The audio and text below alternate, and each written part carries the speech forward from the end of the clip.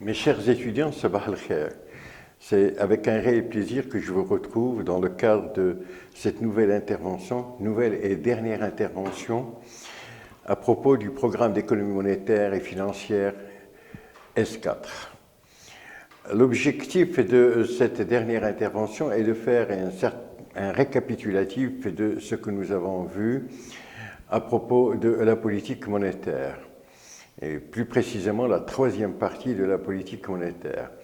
Dans le cadre de cette troisième partie, nous avons essayé de déterminer trois aspects majeurs, à savoir, dans un premier temps, les contours théoriques de la politique monétaire, dans un deuxième temps, l'expérience marocaine en matière de politique monétaire durant les 20 dernières années, sur la base d'un document, d'une publication du gouverneur de Banque al-Maghrib, Sijouari, et enfin, un troisième point relatif aux principaux aspects de la politique monétaire.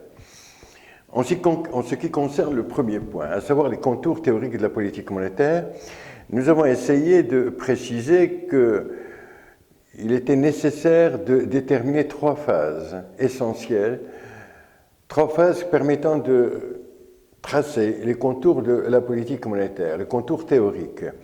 La première phase concerne la conception de la monnaie voile, monnaie neutre. Conception qui était le fait des écoles classiques et néoclassiques. Cette conception de la monnaie voile, de la monnaie neutre, permettait de préciser que la monnaie n'a aucune incidence sur l'activité économique, d'une part, et d'autre part, elle ne pouvait impacter l'équilibre général, lequel équilibre était automatique. De ce fait, cette conception de la monnaie voile ou monnaie neutre n'impliquait aucunement l'intervention de l'État en matière de politique économique. Plus que cela, l'État était un État gendarme devant assurer un certain nombre de fonctions bien précises, fonctions que l'on qualifie de fonctions régaliennes, grâce à la collecte des impôts. Absence donc d'intervention de l'État et donc absence de politique économique. Il a fallu attendre la crise de 1929 pour que Keynes considère que la monnaie peut être demandée pour elle-même, elle peut faire l'objet d'une demande propre, et cela pour trois motifs que nous avons vus, motifs de transaction, de précaution et de spéculation. À partir de là, Keynes considère que l'État se doit d'intervenir pour assurer la régulation économique, le marché s'étant avéré incapable d'assurer cette régulation.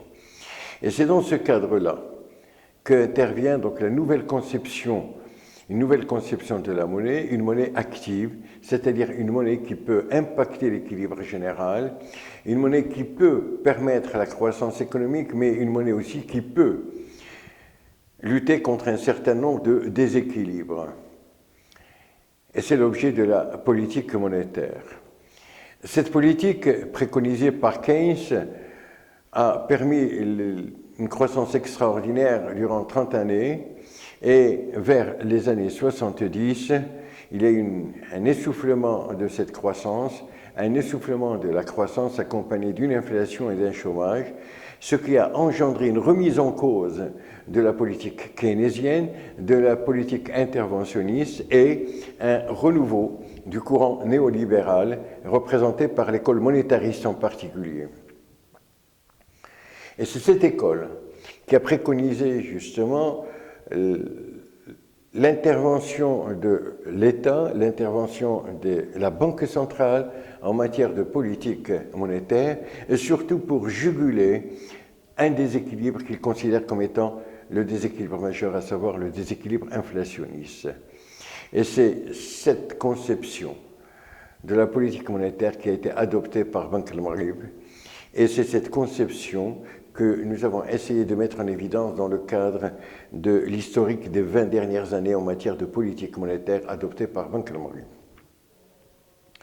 La troisième partie de ce travail a nécessité la mise en évidence de la politique monétaire, des principaux aspects de la politique monétaire, à savoir d'une part ses objectifs et d'autre part ses instruments. nous avons précisé que les objectifs de la politique monétaire peuvent s'inscrire dans le cadre de ceux édictés par Nicolas Kaldor et faisant l'objet de ce qu'il a appelé le carré magique, à savoir croissance économique, faible taux d'inflation, faible taux de chômage et faible déséquilibre extérieur.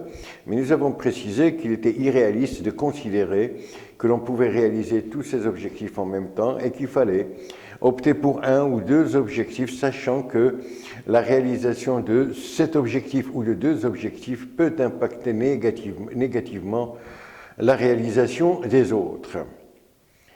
Partant de cet élément-là, nous avons précisé que la Banque centrale a pour objectif, dans le cadre de la politique monétaire, de contrôler la quantité de monnaie en circulation et le coût de cette monnaie.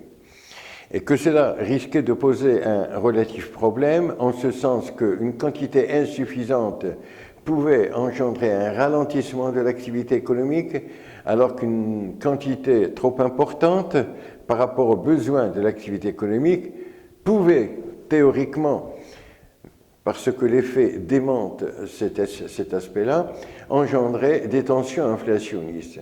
Il y a donc lieu de prendre en considération ou de mettre en place une quantité de monnaie, d'irriguer l'économie par une quantité à même de permettre une croissance économique sans tension inflationniste, ou bien, comme le préconise Banque al-Maghrib, atteindre ou lutter contre l'inflation et plus précisément ramener le taux d'inflation à moins de 2%, ce qui est une décision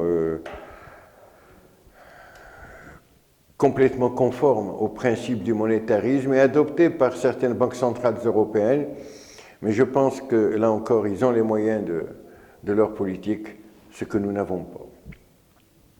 Et donc, la politique monétaire ou la Banque centrale va s'appuyer sur un certain nombre d'actions. Le premier type d'actions, ce sont des actions au niveau du coût de l'argent, du coût de la monnaie, et cela à travers les taux d'intérêt. La Banque centrale va ainsi intervenir au niveau du marché des capitaux et plus précisément au niveau des taux d'intérêt appliqués sur le marché monétaire et sur le marché obligataire. Voilà donc le premier point. La Banque centrale va aussi essayer d'intervenir au niveau des crédits bancaires, des taux d'intérêt appliqués par le système bancaire, par les établissements de crédit. Et nous avons précisé que cette action peut être relativement de portée minime, tout simplement parce que la loi bancaire de 1993 a libéralisé les taux d'intérêt.